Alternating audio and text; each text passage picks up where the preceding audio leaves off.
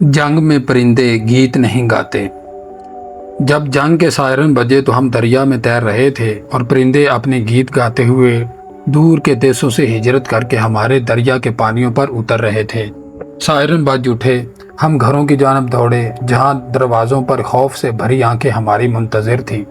छुप जाओ इससे पहले कि दुश्मन तुम्हें देखे, अपने तारीक कमरों में छुप जाओ। सो हम अपने तारीक कमरों में छुप गए जहां रोशनी की किरणें बस झरियों से झांका करती थीं, जिनके ज़रिए हम तारीकी में अपने रास्ते तलाश करते थे। जंग में मालूम नहीं परिंदे कहाँ जाते हैं कि उन तीनों तारीक कमरों की झरियों से हम जब भी बाहर देखते हमें कोई परिंदा नज़र न आता। दरख्तों की शाखें अपने पत्ते गिराकर बांझ हो चुकी थीं और उन पर कोई घोंसला नहीं था। मेरे भाई को परिंदों के गीतों से इश्क था। वो बाबा से पूछता, बाबा दरिया के पानियों पर उतरते परिंदे अब कहाँ होंगे? क्या वो अब भी गीत गा रहे होंगे? जंग में परिंदे गीत नहीं गाते मेरे बच्चे, बाबा हर बार यही जवाब देते और अपने चेहरे को हाथों से ढांप लेते।